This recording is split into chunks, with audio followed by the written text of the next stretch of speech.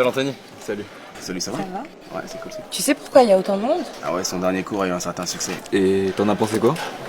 J'ai détesté. J'ai adoré. Ce prof est brillant. Un but de sa personne. Des techniques pédagogiques super originales. Je le trouve Mystérieux. louche et inutilement sévère.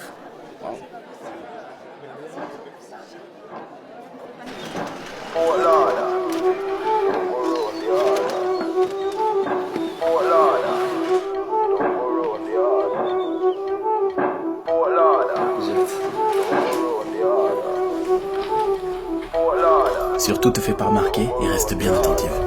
Pourquoi? Parce que c'est le meilleur. I see him, so me do it. Vous êtes sûrement inscrit à ce cours en pensant y trouver la vérité absolue. So me do it. Eh bien, je peux tout de suite vous dire Hey yo, que vous aviez raison.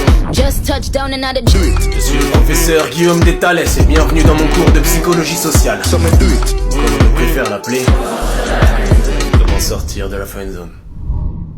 C'est mon imagination ou le nombre de mes élèves a considérablement augmenté depuis la dernière fois. Bon, commençons.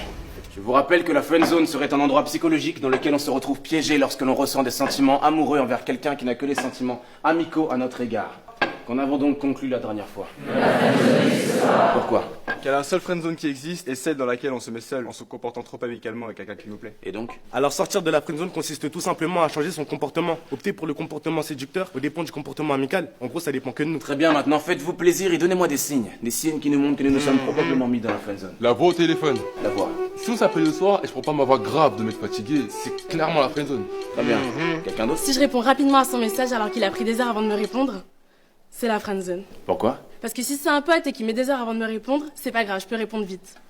Par contre, si c'est un flirt, faudrait pas qu'il croie que je guette ses messages. Plutôt qu'il le sache, c'est ça? Exactement. C'est plutôt une question sur un des signes. Accélérez, accélérez. Vous voulez que les gens nous quittent avant la fin de l'histoire ou quoi? Si elle like ou commente notre dernier post Instagram, c'est bien parce Pas que... forcément, mais si elle like une photo de vous qui date de 3 ou 4 mois, c'est bon signe. Parce que là, elle veut vous montrer qu'elle a remonté votre profil. Un dernier? Mais qui l'ont, Warman? Les deux tapes sur l'épaule. Les deux tapes. Alors, après avoir rigolé ou qu'on est en train de se dire au revoir, une fille qui est à l'aise avec un garçon aura tendance à poser sa main sur son épaule. Alors si c'est juste poser ou caresser, c'est bon signe. Par contre, si elle tapote son épaule, là, croyez-moi, c'est la friendzone. D'accord. Très bien. Écrivez le sous-chapitre comment désamorcer le processus d'amitié. Désamorcer? Un problème? Vous en parlez comme si c'était une bombe, comme si c'était mortel. Depuis quand est-ce que l'amitié est quelque chose qu'il faut redouter à tel point qu'on doive la désamorcer? Bon, vous avez l'air d'avoir perdu un ami. Vous êtes persuadé que c'est à cause de moi? Quoi, c'était votre meilleur ami?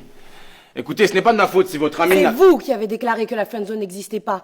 C'est depuis vous qu'ils remettent tout en question si on a le malheur de leur envoyer un cœur bleu. Vous avez créé des monstres incapables de se contenter d'amitié. Depuis vous, dès qu'ils ont l'impression de détecter un signe d'une soi-disant friendzone, ils ont subitement envie d'en sortir. Parce que vous les avez encouragés à en avoir peur, à voir ça comme quelque chose de vexant, comme quelque chose qu'ils doivent désamorcer. Alors qu'au contraire, ce que vous n'avez pas dit, c'est que lorsque quelqu'un vous considère comme un véritable ami, vous comptez vraiment. Et bien plus qu'un énième crush comme on en croise 1 million dans une vie. Bien plus. Vous avez créé des monstres. À votre avis, combien de couples se sont formés depuis votre premier cours Comment sortir de la friendzone? Combien ont réussi à transformer leur amitié en relation amoureuse? Amitié qui durait sans doute depuis des années. Des centaines? Des milliers? Combien? Et ces nouveaux couples, on dirait quoi? 6 mois? 1 an? Grand max? Vous êtes persuadés de créer de l'amour, alors que tout ce que vous faites, c'est détruire de l'amitié. Parce que l'amour échoue bien plus facilement que l'amitié. J'ai compris ce que vous essayez de nous dire, mademoiselle. Alia. Je ne vous ai pas demandé votre nom. Eh bien, je vous l'ai donné quand même. Vous avez terminé, mademoiselle Alia.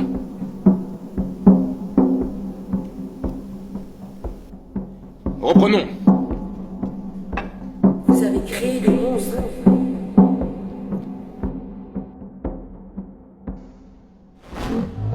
Détruire de l'amitié. Admettons. Vous, ne me donnez pas aussi votre nom, il ne m'intéresse pas.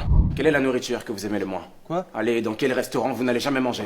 Japonais. Pourquoi? J'aime pas le poisson cru, les sushis et tout. Si je vais, je prendrai que des brochettes. Donc bon, ça va un peu cher pour des brochettes. Ne me racontez pas votre vie. Quelqu'un est d'accord avec lui ici? Vous deux, vous êtes ensemble? Non, on est juste potes. Ouais. Combien de fois êtes-vous allé manger au resto japonais du coin de la rue à l'heure du déjeuner? Plusieurs fois. C'était bon? Ouais, j'aime bien. Pourtant, vous avez levé la main, vous, donc vous détestez ça, n'est-ce pas? Oui, mais... Vous aussi, vous avez levé la main. Vous y allez quand même à deux? Bah non, on y va jamais ensemble, vu qu'il n'aime pas. Vous avez compris, mademoiselle Alia.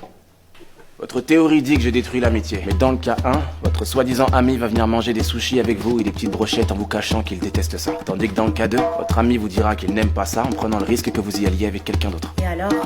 Dans le cas 1, c'est-à-dire dans le cas d'une friendzone, votre ami n'est pas lui-même. On fait tous des compromis en société. Là, il s'agit simplement de poisson cru. Mais jusqu'où ira votre ami friendzoné pour vous plaire, consciemment ou inconsciemment? Il calquera ses goûts sur les vôtres, cachera sa vision de la vie s'il a l'impression que vous en avez une opposée. Par exemple, il ne vous exposera pas son avis sur la peine de mort s'il a l'impression que vous êtes contre alors que lui est pour. Pourtant, c'est ce que devrait faire un ami, car un ami est juste lui-même et ne cherche pas à paraître comme le gendre idéal.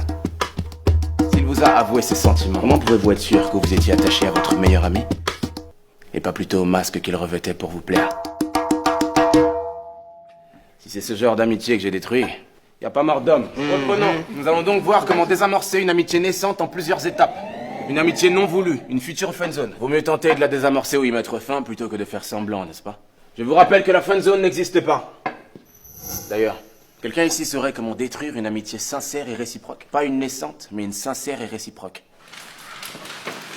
Allez, un peu d'ingéniosité. Dites-moi comment détruire une amitié sincère et réciproque. En créant de la jalousie? Non. En prenant ses distances? Non, mais si vous nous donniez la réponse tout de suite, parce qu'on va donner toutes les réponses possibles et inimaginables et vous allez nous donner la réponse géniale auquel personne n'aurait jamais pensé, alors épargnez-nous tout de suspense, non?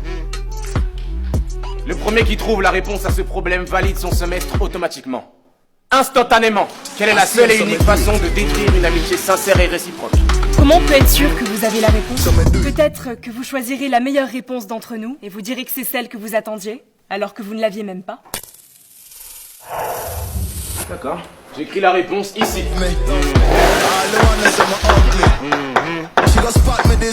Vous avez jusqu'à la fin du cours pour la trouver. Avec vos histoires de sushi, vous vous rendez compte que vous dites presque que si l'ami n'est pas sincère, c'est de notre faute? Vous lâchez pas le morceau, vous. Mais c'est de la faute des théories comme les vôtres, en fait. Comment un ou une amie qu'on connaît depuis des années peut basculer de l'autre côté, subitement? Mais lui avez-vous dit clairement qu'il n'y aurait que de l'amitié et jamais autre chose entre vous? Non, mais... Alors il a le droit de tenter sa chance puisque la friendzone n'existe pas. Mais on n'a pas forcément besoin de le dire, en fait. Ça se voit dans l'attitude quand c'est qu'amical et que ça ne peut rien être d'autre. N'importe qui le verrait, vous croyez? À part quelqu'un à qui vous avez monté la tête avec vos théories, n'importe qui serait capable de détecter une attitude purement amicale. On parie? Donnez-moi votre numéro de téléphone. Quoi? Vous voyez l'homme de ménage à l'extérieur de l'amphi? Il s'appelle Richard, il travaille dans cette université depuis un peu moins d'1 an et il est homosexuel. Allez lui parler, invitez-le à sortir comme manger ou ce que vous voulez. Invitez Richard mais purement amicalement comme vous dites. Vous prétendez que n'importe qui reconnaîtrait votre attitude amicale. Mais si Richard croit plutôt que vous lui faites des avances, alors il vous dira qu'il est homosexuel et qu'il n'est pas intéressé. Dans ce cas-là, je gagne le pari. Et dans le cas contraire, s'il accepte le rendez-vous, c'est qu'il aura reconnu vos intentions purement amicales. Et là, c'est vous qui gagnez le pari. Facile. Mais je n'aime pas les tricheurs, alors donnez-moi votre numéro de téléphone et cachez un écouteur dans l'une de vos oreilles. Je vous appelle en haut-parleur pour que tout le monde puisse entendre votre conversation avec Richard. Alors, pari tenu?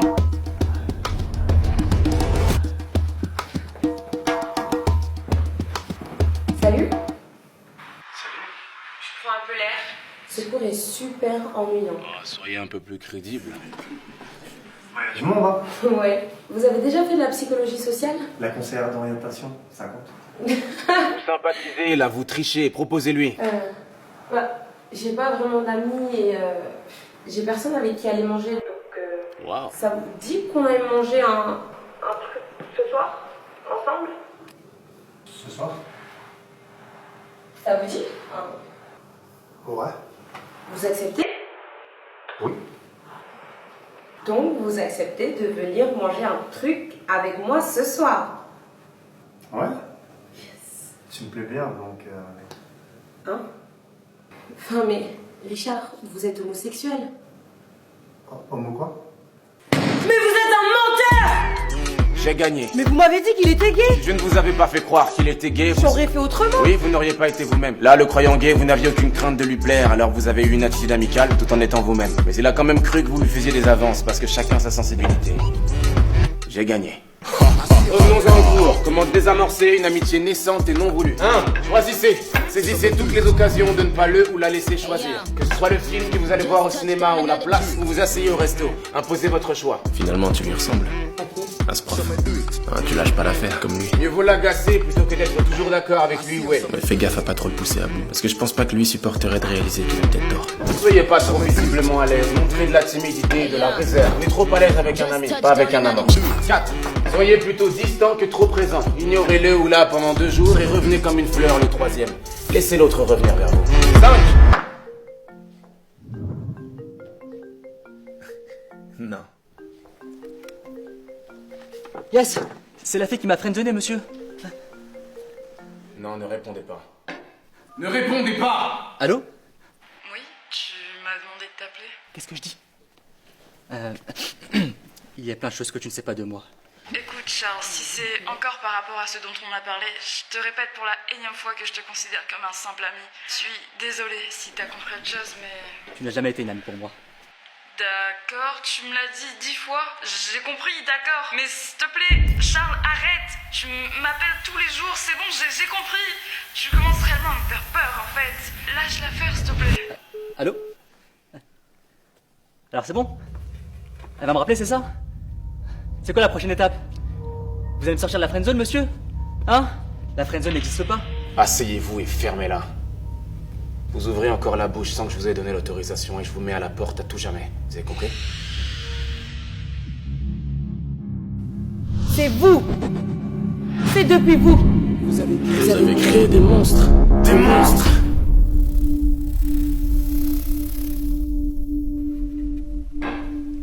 Mademoiselle Alia, je suis désolé que vous ayez coupé les ponts avec votre meilleur ami, simplement parce que mon cours l'a poussé à être sincère avec vous. Désolé qu'il vous ait menti depuis le jour de votre rencontre. Je suis désolé qu'il n'ait pas continué à ravaler ses sentiments sans vous le dire, pour que vous puissiez garder un ami fidèle, un toutou, qui va toujours de votre sens et qui vous regarde avec des yeux pleins d'étoiles pour vous permettre de faire le plein de confiance en vous et votre petite personne. Je suis désolé. Mais ne nous faites pas croire que vous ne le saviez pas. Vous faites semblant d'être remonté contre moi et mon cours, alors que vous n'arrivez simplement pas à avaler le fait qu'il vous estimait bel et bien comme un énième crush, comme on en croise 1 million dans sa vie. Il était votre meilleur ami. Mais vous n'êtes visiblement pas assez bien pour être la sienne. Faites avec.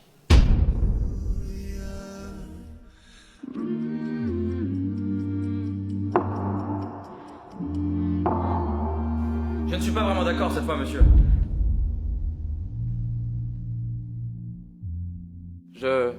Enfin, peut-être que son meilleur ami la considérait vraiment comme son ami, sincèrement. Ah, c'est donc lui ton ex-meilleur ami. Mais que suite à votre cours, qui était génial, peut-être qu'il s'est dit que s'ils s'entendaient si bien, peut-être que ce serait du gâchis de ne pas tenter de se mettre ensemble.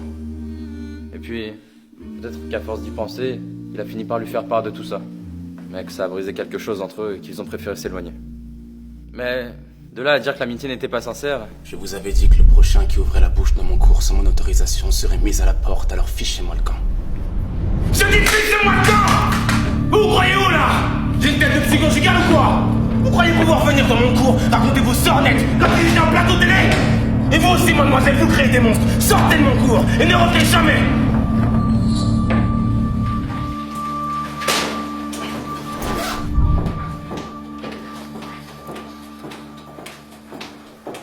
Ce prof est complètement malade. Je te dirais pas que je te l'avais dit. Tu changeras jamais, toi. Est-ce que tu penses qu'on devrait... Doucement, n'allez pas trop vite. Vous avez suivi mon cours, n'est-ce pas? Et vous aussi, mademoiselle, vous créez des monstres. Sortez de mon cours! Désolé qu'il vous ait menti depuis le jour de votre rencontre, toutou. Mais vous n'êtes visiblement pas assez bien pour être la sienne. Je ne suis pas vraiment d'accord cette fois, monsieur. Trouvez-moi, c'était votre meilleur ami. Et vous aussi, mademoiselle, vous créez des monstres. Sortez de mon cours et ne revenez jamais! Quoi? Non, rien. Vous savez alors comment désamorcer une amitié. Si vous voulez la réamorcer, faites l'inverse. Hein? Choisissez! Faites l'inverse, laissez-le choisir. Du moins, faites-lui croire que c'est lui qui choisit sa situation. Si tu m'avais dit ce que tu pensais comme tu l'as dit tout à l'heure, j'aurais peut-être mieux compris. Étape 2. Mieux vaut l'agacer que d'être toujours d'accord avec lui ou elle. Faites l'inverse. T'as raison. Soyez pas trop visiblement à l'aise, montrez de la timidité et de la réserve. Le contraire, détendez-vous. 4. Soyez plutôt distant que trop présent. Anthony? Ouais.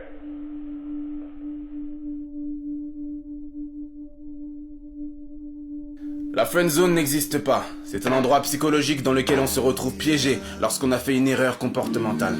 Ça arrive, ça se rectifie. Tu sais, on peut aller parler et manger à la pizzeria, là où on avait l'habitude d'aller. Mais l'amitié est un choix. La refuser en est un aussi. Non. Si vous choisissez de détruire cette chose inestimable délibérément pour je ne sais quel état d'âme, quelqu'un ici saurait comment détruire une amitié sincère et réciproque. Vous ne pourrez vous en prendre qu'à vous-même. Allons plutôt manger un burger. J'ai jamais aimé les pizzas. Les